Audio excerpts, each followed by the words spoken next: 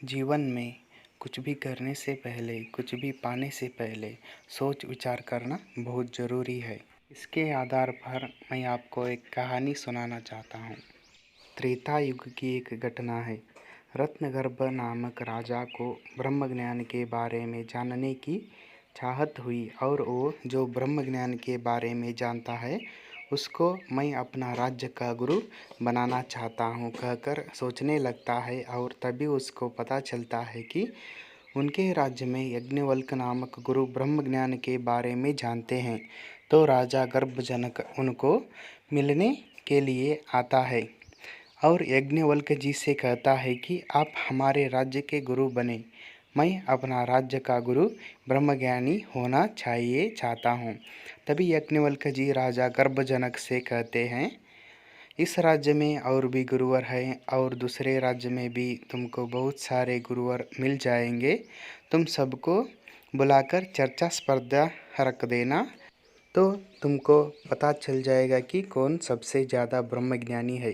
तभी राजा उनकी बात मानकर अपने राज्य से और दूसरे राज्य से कितने गुरुवर हैं उनको बुलाकर एक यज्ञ का आयोजित करते हैं।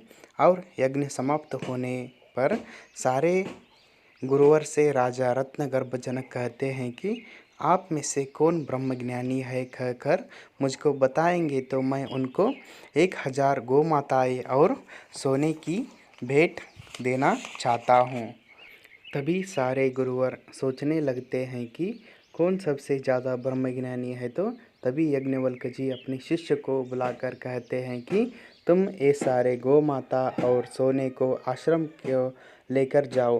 तभी बचे सारे गुरुवर उनसे कहने लगते हैं कि तो आप ब्रह्मज्ञानी है, तो आपसे हम सब लोग प्रश्न करेंगे।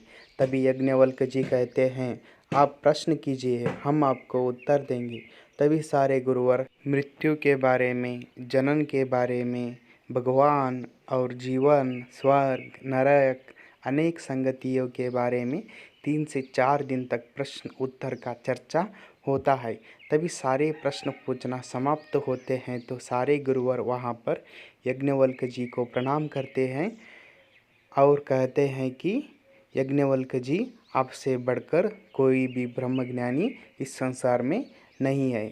तो इसी तरह यज्ञवल्क जी ब्रह्मज्ञानी का पद को पा लेते हैं। इस कहानी से हमको सीख मिलती है कि कुछ भी पाने से पहले प्रश्न करना जरूरी है। अगर राजा रत्नगर्भ जनक बिना चर्चा के यज्ञवल्क जी को अपना गुरु मान लेता तो आगे चलकर उसके मन में इनसे भी अच्छे गुरु मुझको मिलते थे कहकर संशय जागृत हो सकता था। इसलिए कुछ भी करने से पहले, कुछ भी पाने से पहले सोचना ज़रूरी है। जैसे कि मित्र पाने से पहले, जीवन साथी पाने से पहले, नौकरी पाने से पहले, कुछ भी पाने से पहले सोच विचार करना बहुत ज़रूरी होता है। अच्छा लगा तो सब्सक्राइब और लाइक करना मत भूलना। Thank you my dear friends.